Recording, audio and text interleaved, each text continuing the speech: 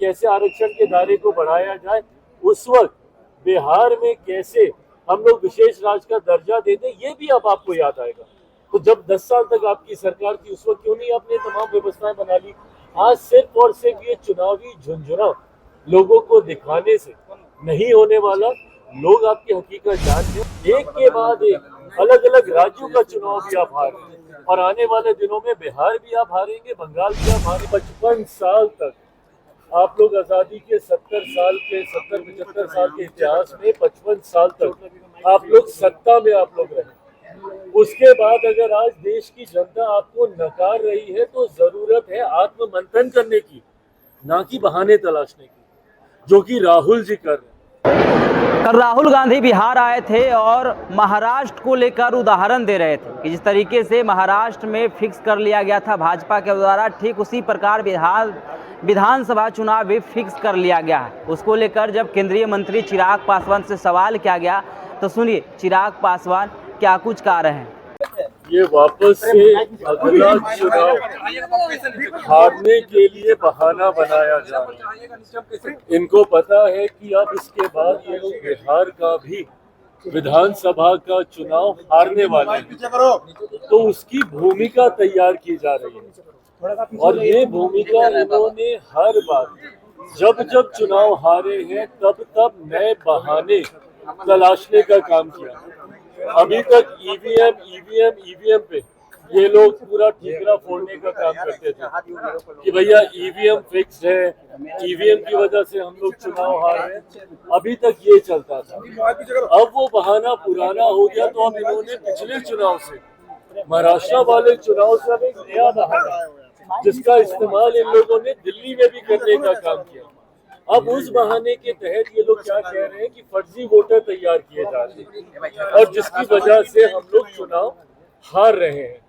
भैया 55 साल तक आप लोग आजादी के 70-75 साल के इतिहास में 55 साल तक आप लोग सत्ता में आप लोग रहे। उसके बाद अगर आज देश की जनता आपको नकार रही है तो जरूरत है आत्ममंथन करने की, ना कि बहाने तलाशने की, जो कि राहुल जी कर रहे हैं।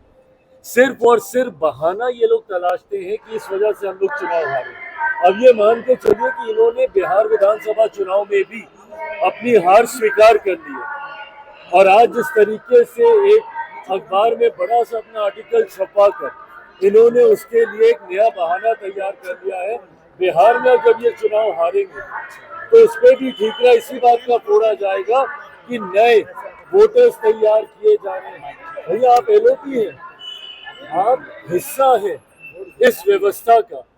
जब चुनाव आयोग को जब चुना जाता है, जब इलेक्शन कमिश्नर को जब चुना जाता है, इन तमाम प्रक्रिया में आपकी भूमिका रहती है। तमाम ऐसी कॉन्स्टिट्यूशनल बॉडीज हैं जिसमें आपकी निर्णायक भूमिका रहती है। उसके बाद आप हर व्यवस्था पर आप सवाल खड़ा करेंगे तो जरूरत है कि आप आत्ममंथन कीजिए। क्यों जनता आपको नकार रही है, इसके लिए सोचिए, ना कि बहाने कैसे तलाश किए जाए उसकी। आरक्षण को लेकर भी कहा है चिराग जी की आरक्षण का जो सीमा है 50% उसको बढ़ा दिया जाएगा जब हमारी सरकार आएगी तो, और जिसको जितनी जरूरत होगी उतनी आरक्षण दी जाएगी। बहुत अच्छी बात है भैया, बिल्कुल करें। पर इससे पहले किसकी सरकारें थी? आप ही की थी ना। एक पार्टी तो छोड़ दीजिए, एक परिवार से 3-3 प्रधानमंत्री थे, आपके परिवार के थे।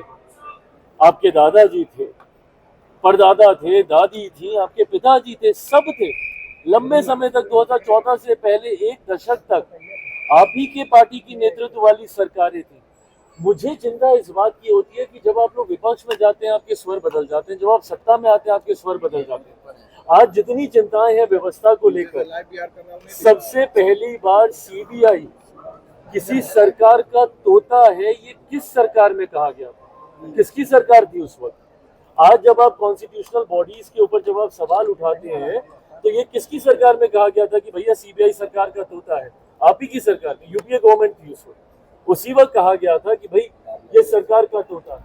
तो जब आप विपक्ष में चले जाते हैं आपको चिंता होने लगती है। उस वक्त आपको जातीय आधारित जनगणना की भी चिंता आएगी। उस वक्त आपको ये भी याद आएगा कि भैया कैसे आरक्षण के दायरे को बढ़ाया जाए। उस वक्त बिहार में कैसे हम लोग विशेष राज्य का दर्जा देते, ये भी अब आपको याद आएगा।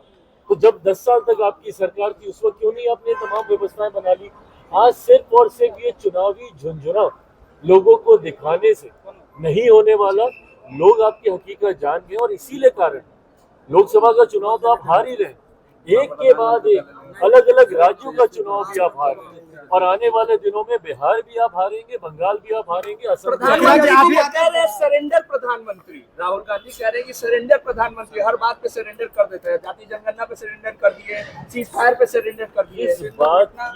इस बात की मतलब ये बहस है, देश के प्रधानमंत्री हैं, ऐसे में इस तरीके से उनके ऊपर निजी टिप्पणी कर, मैं कतई इसका पक्षधर नहीं हूं।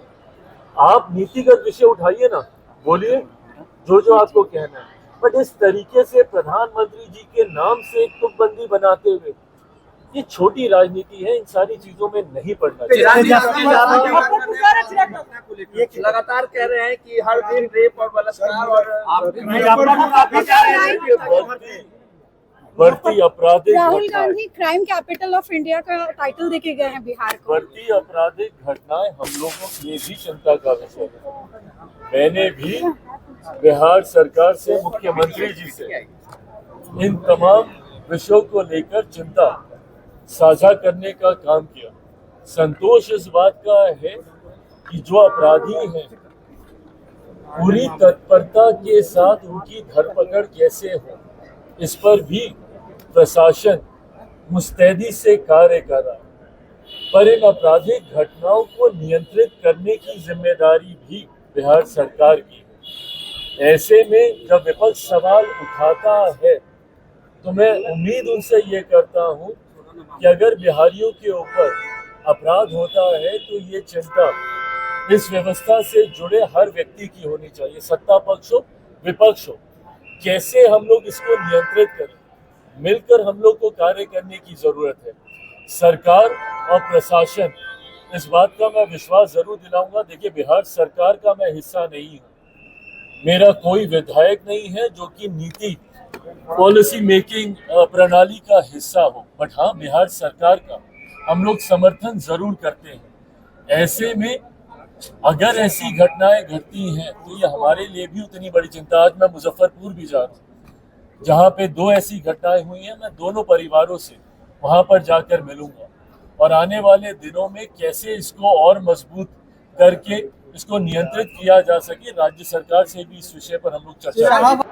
तो आपने चिराग पासवान के बयानों को सुना, साफ तौर पे राहुल गांधी पर तंज कसते हुए नजर आ रहे हैं। वहीं जिस तरीके से पीएमसीएच में दलित युवती के साथ जो दुर्व्यवहार हुआ था, जिस तरीके से उसकी हत्या की गई थी, उन तमाम मुद्दों को लेकर उनसे सवाल किया गया तो उस पर भी कहते हुए नजर आ रहे हैं। देखिए, बिहार में आपराधिक घटना घटती है तो सरकार उस पर कार्रवाई करती है। जिस तरीके से इस घटना को अंजाम दिया गया है तो विपक्ष को इस पर राजनीति नहीं करनी चाहिए, बल्कि अपराधी और अपराध को कैसे कम किया जाए इसके लिए मिलकर कार्य करना चाहिए। क्या कुछ कह रहे थे चिराग पासवान, आपने सुना इस वीडियो में। इस वीडियो के माध्यम से अपनी प्रतिक्रिया जरूर दें और ऐसे ही खबरों से रूबरू होने के लिए देखते रहिए आगाज फर्स्ट न्यूज़।